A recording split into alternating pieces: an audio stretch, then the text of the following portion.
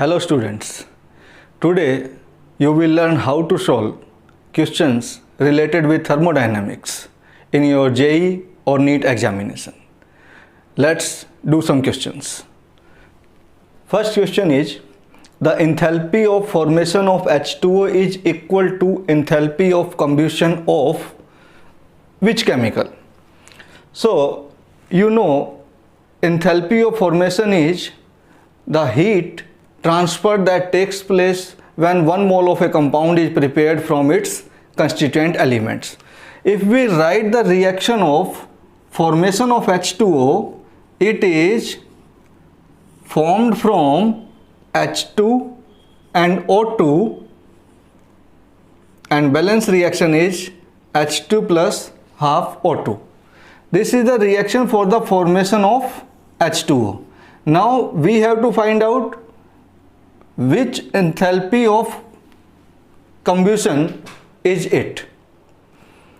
Now by the reaction you can say it is the combustion enthalpy of H2, because H2 is burnt with oxygen to give H2O. So your answer is enthalpy of formation of H2O is also the enthalpy of combustion of H2. Next question. For N2 plus O2 to 2NO, delta H is 66 kilojoule.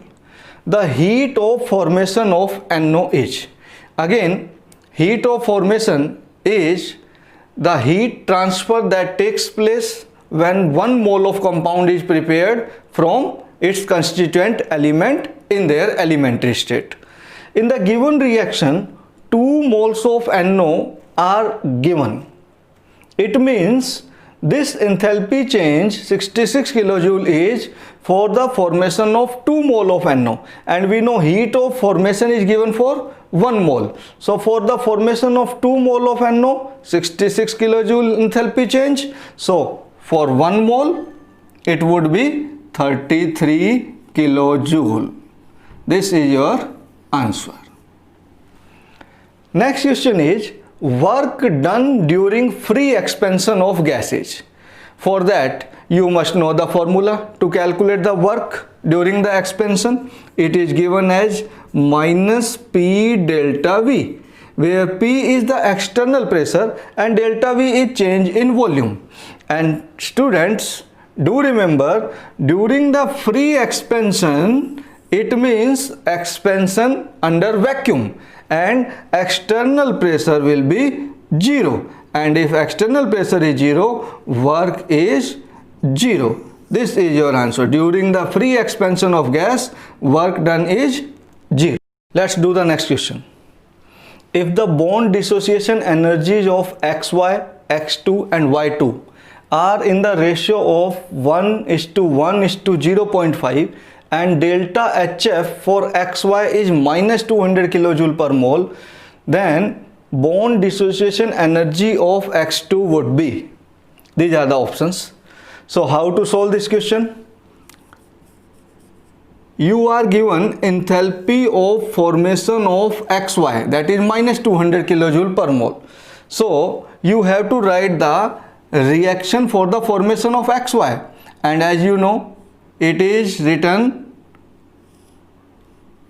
from constituent elements X2 in their elementary state Y2, X2 and Y2.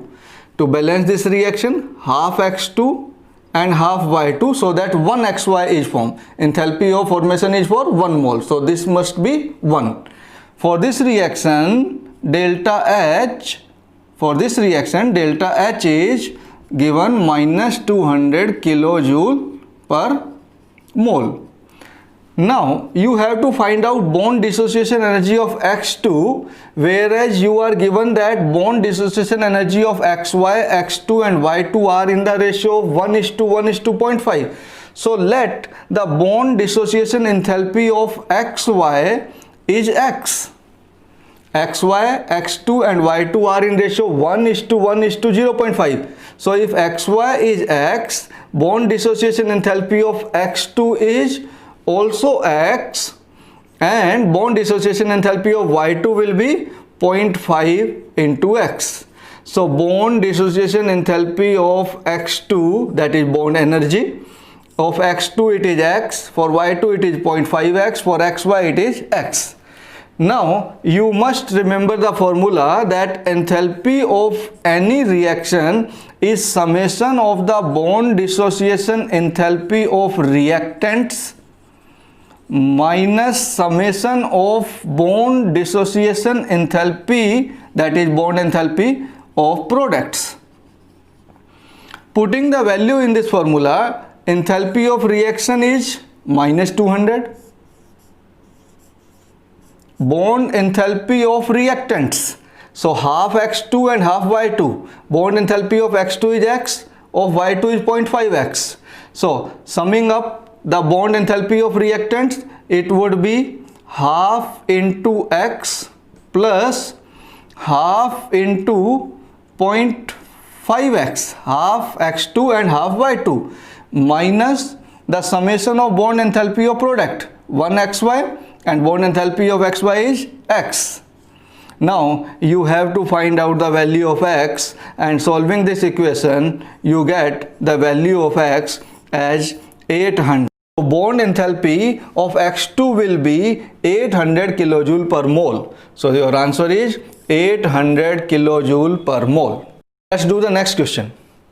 In conversion of limestone to lime, CaCO3 into CaO and CO2, the values of delta H0 and delta S0 are 179.1 kilojoule per mole and 160.2 kilojoule per Kelvin respectively at 298 Kelvin and 2 bar. Assuming that delta H0 and delta S0 do not change with temperature, temperature above which conversion of limestone to lime will be spontaneous. Now you must know the formula to solve this question. For a spontaneous process, delta G naught must be less than 0. It means delta H naught minus T delta S naught must be less than 0, and hence T delta S naught must be greater than delta H naught, and T must be greater than delta H naught upon delta S naught. Putting the value delta H0 and delta S0 are given. Be very careful about the units while solving this type of question. Delta H is given in kilojoule per mole and delta S is given in joule per Kelvin. So delta H0 is 179.1 into 10 raised to power 3. Kilojoule is converted into joule, and delta S0 is 160.2. Solving this, it comes out to be 1118 Kelvin. So the temperature above which the reaction will be spontaneous is 1118 Kelvin. This is your correct answer. Let's do the next question. Standard entropy of X2, Y2 and XY3 are 60, 40 and 50 joule per Kelvin per mole.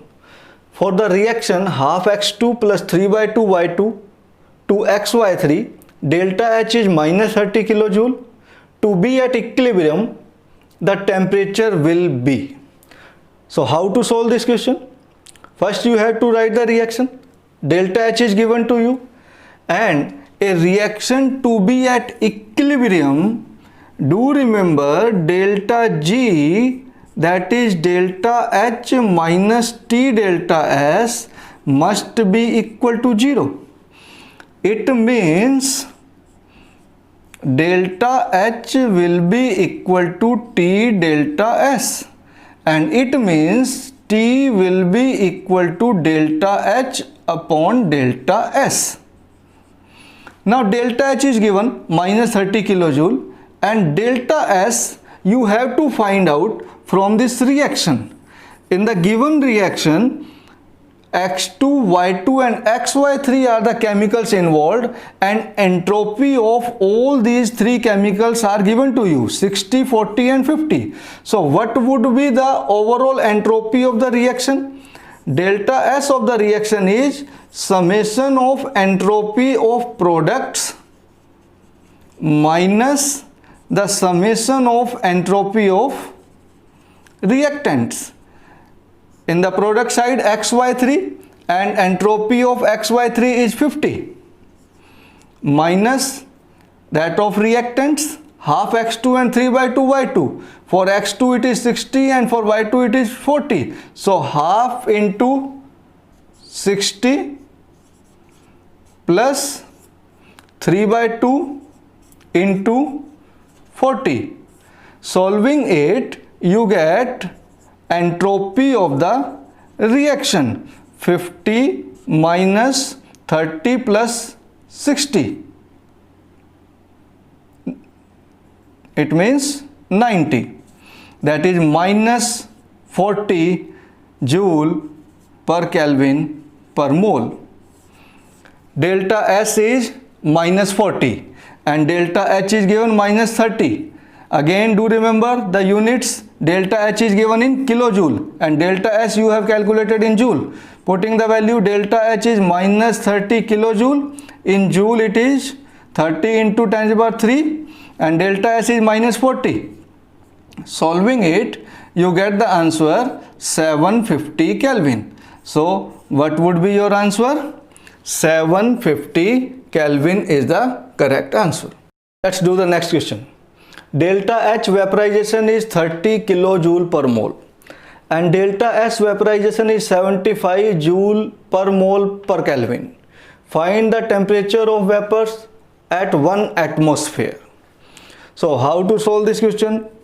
Delta H is given for vaporization, delta S is given.